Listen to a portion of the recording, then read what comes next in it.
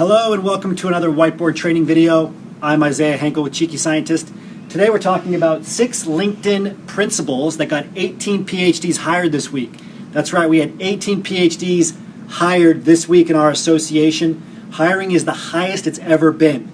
Now you might be thinking, that's impossible. I'm not getting hired. And it's not because you're not doing what you need to do or you're not trying hard. It's not because your PhD is not valuable. It's not because you're not valuable. It's because you're likely invisible to employers. One of the best ways to start being visible to employers is on LinkedIn. So I'm going to talk about 6 principles that are going to help you start getting interview offers, hopefully start getting job offers right away. I also want to mention that next Thursday at 1 p.m. and 9 p.m. Eastern Standard Time, we're doing a special LinkedIn webinar where we're going to focus on changes to LinkedIn that happened in 2019 and how you can leverage these changes to make a splash on LinkedIn, to attract more employers, to get the attention of recruiters and hiring managers. So that webinar is next week, Thursday. I'll put a link in the text above this video afterwards so you can sign up for that webinar early. So number 1, it's not a mystery, it's an algorithm. A lot of PhDs think LinkedIn is some kind of mystery. They don't understand how it works. Maybe they try reaching out to people, they respond to a few people's messages, they update their profile a little bit, and they don't understand why it's not working. Why are recruiters and employers not contacting them daily? And they should be. The hiring market's up so high, unemployment's as low as 2% in some cities where there's a lot of PhDs, like Boston, for example. Unemployment is the lowest it's ever been overall worldwide. Okay, so you should be having people contact you constantly. If they're not contacting you, it's because you haven't been thinking about LinkedIn in terms of it just being an algorithm. It's very simple. An algorithm is stupid in one sense. As long as you know what keywords it's looking for on your profile, you can show up higher in the search results.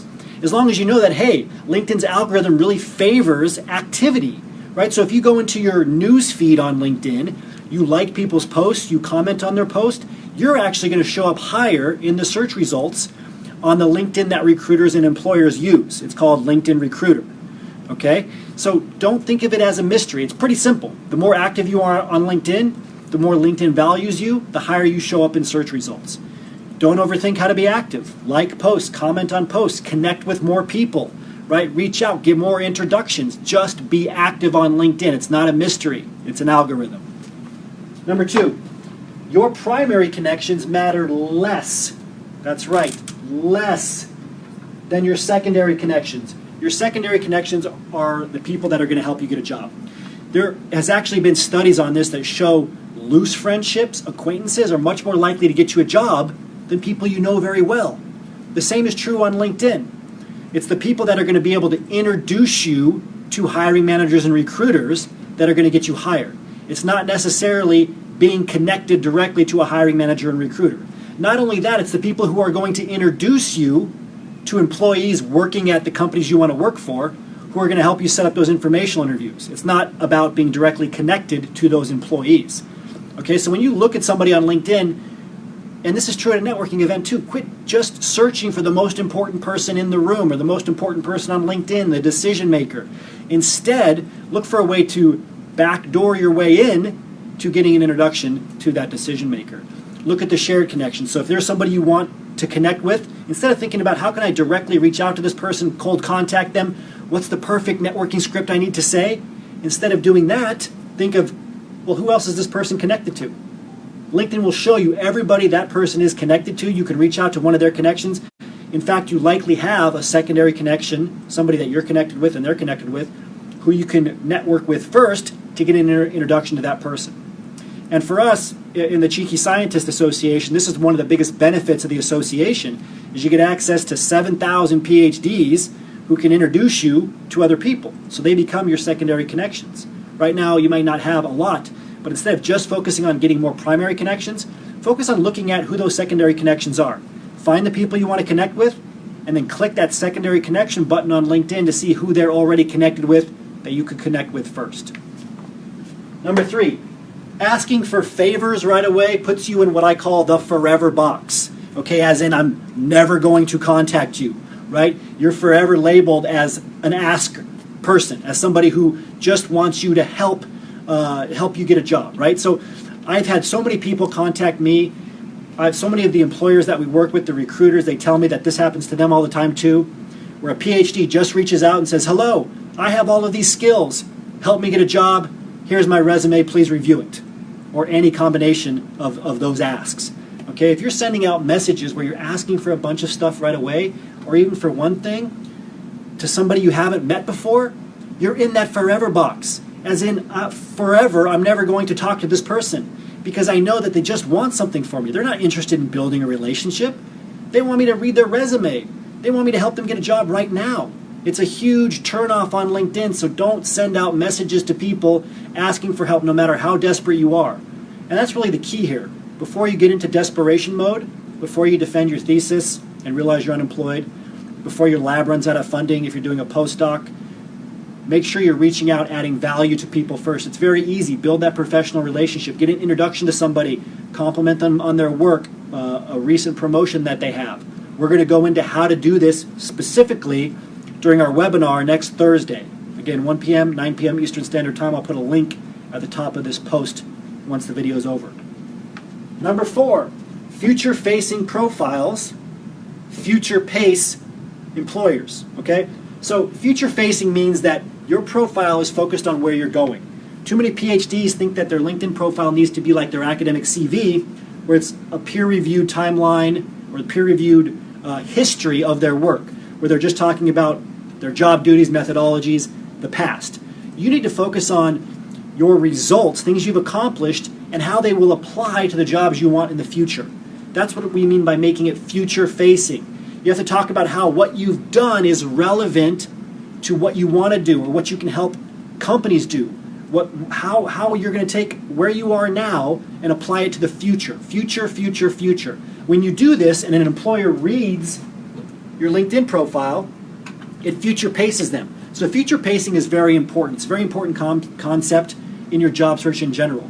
When you show up to an interview, for example, a great question to ask is, can you tell me about a recent time where you hired somebody and they did a great job onboarding and fitting themselves into the company culture? Now, what that does is the employer then tells you a story about somebody who came on board, did a great job, was a great hire, and they start visualizing you as that next great hire. That's one way to future pace during an interview. Another way to future pace is to say, well, let's say you hired me tomorrow theoretically. What would the onboarding process look like? And they say, well, okay, we hired you tomorrow. These would be the next steps. This is what you would do first. Here's your first role, right? They start to see you in that position, future pacing. It's very, very, very valuable. We're going to talk about that in the webinar too. You can future pace on your LinkedIn profile by talking about what you're going to do in the future. So employers start seeing, oh, they've achieved this. That's exactly what we need them to achieve in this position. Okay, so making your LinkedIn profile future facing, future paces employers. Number 5, skills, job titles, location. Remember those 3 things, because those 3 things are all that matter. Maybe not all, we don't like to use that kind of language as PhDs, but it's about 95% of what matters on your LinkedIn profile. Okay, if you want to show up in the search results on LinkedIn Recruiter, those are the 3 things that they're searching for. If you go to LinkedIn Recruiter, there's 3 big search fields that recruiters and hiring managers can type information into. Guess what they are? Skills, right? The skills you're looking for in a job candidate. Job titles, right? The job titles you're trying to fill. And location. The problem is that PhDs focus on everything but those 3 things. You've never had an industry job, so you don't think to put job titles on your LinkedIn profile. You need to, in your headline, right? Whatever the top 2 or 3 job titles you want, put those job titles in your headline. Put them in your summary.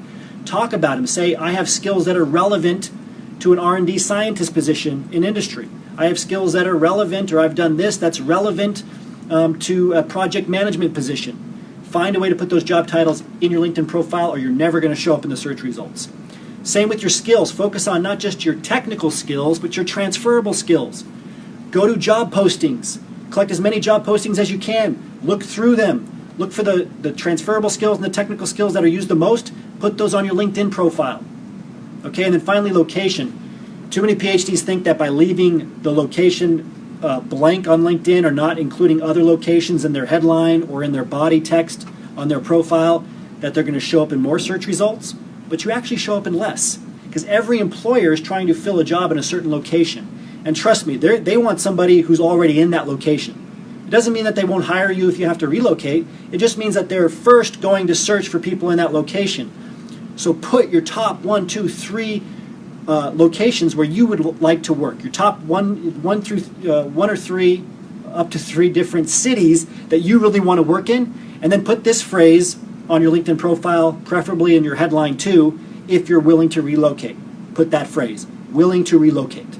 Okay, but you have to make sure that you show up in the search results for skills, job titles, and location. Everything else is a distant second. 6th and finally, be a cyborg, not a human or a robot, right? So a lot of people will tell you to either be a touchy-feely human, to tell a narrative, to be a bleeding heart on LinkedIn. Open up and be vulnerable and authentic and show who you are to the world. This is nonsense, okay? You need to be professional on LinkedIn. You want to get hired by a Pfizer, a Dow Chemical, a Google, an Apple, these companies, they're not looking for someone that's talking about everything they're passionate about. Somebody that's being overly vulnerable or weird or touchy-feely. Okay, for STEM positions especially, they want a professional who's going to come in. They want somebody who's going to be human, right? So you show that human part of yourself, things that you've done outside of STEM, outside of academia, things you volunteered for. Show a little bit of your human side, but don't overdo it. Be professional, okay? But at the same time, don't be a robot. Don't just list your quantified results. Don't just list your skills, etc. Talk a little bit about yourself. Tell a little bit of your professional story, not your overly personal story, a little bit of your professional story. So when I say a cyborg, I mean be part human, part robot, that perfect combination of being professional but being seen as a human that somebody can have a conversation with. All right, so remember to sign up for next week's LinkedIn webinar, 1 p.m., 9 p.m. Eastern Standard Time, brand new. I'm going to show you specifically how to create a LinkedIn profile that's going to increase your the number of interviews you get called into, and it's going to increase the amount of your salary offer. There's 5 or 6 key things you have to put in your LinkedIn profile if you want to get a salary offer that's above $70,000. Okay, we're going to talk about that specifically next Thursday, 1 p.m., 9 p.m. Eastern Standard Time. Until then, remember your value as a PhD and start thinking and acting like a successful